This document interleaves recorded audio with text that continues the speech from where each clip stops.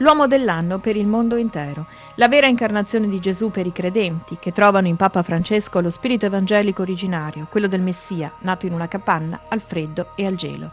E il Papa dei poveri è la figura che spicca tra i tanti presepi che animano Soave, l'antico borgo medievale veronese che durante le festività natalizie si trasforma in una mostra a cielo aperto della Natività. L'installazione di Maffeo d'Arcole, artista veronese affermato, introduce con la sua leggera ma significativa presenza alla rassegna, dislocata in chiese, palazzi, non solo di Soave ma dell'intera Valpolicella. Papa Francesco accoglie i visitatori a Porta Verona, come accolse i profughi all'isola di Lampedusa. Io vedendo quelle immagini scioccanti, quelle immagini anche belle tra virgolette, mi è venuta un'idea di mettere un gruppo di sculture e inserire il Papa Francesco tra queste sculture che ricorda l'arte povera, come poveri sono questi individui che attraversando l'Adriatico rischiano la vita e quant'altro. Ecco, questa è l'idea a grandi linee dell'installazione. Un viaggio alla scoperta della fede, dell'amore, della solidarietà, dell'umanità, dell'amicizia e della fratellanza, quello che il visitatore si appresta a fare camminando tra i presepi di Soave.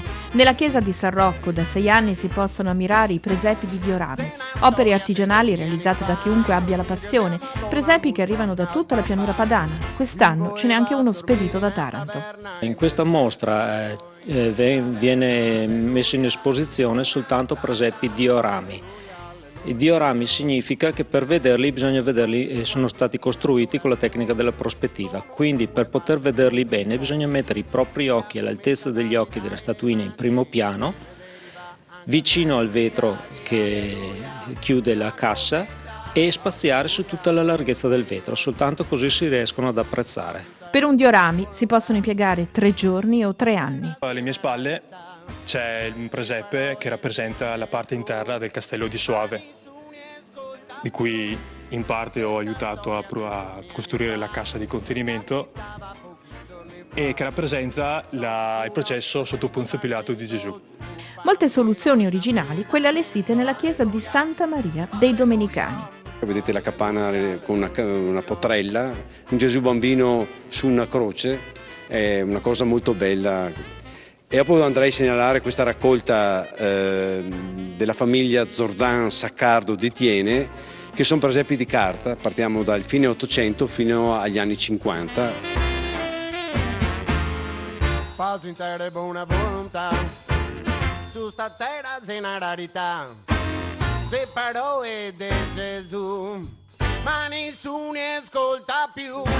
L'artista si improvvisa a volte, magari la persona più umile, però è un artista nel suo essere, è un artista. Ecco che vediamo dei presepi fatti anche da piccoli artisti come da grandi artisti. Questo è un presepe e c'è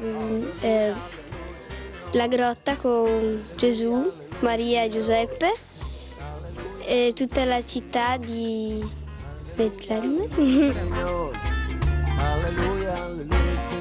E ci sono anche gli animali vivi, reali, nei presepi allestiti nel santuario della Bassanella. Noi del gruppo siamo in 13-14 che si lavora per 40 giorni per avere queste strutture, perché è una struttura che si deve fare tutto in legno, tribulando, avendo delle scale. E i bimbi per tutto il periodo delle feste possono incontrare Babbo Natale. Nel santuario qua di fianco c'è la Rosa Vite, che l'abbiamo ricevuta da l'Avis Laido nel 2001, perché l'Avis Laido ogni anno premia un comitato di volontari.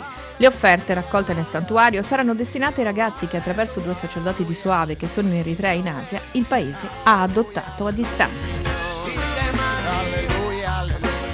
Un albero, la stella, l'immagine di Papa Francesco per un futuro di speranza.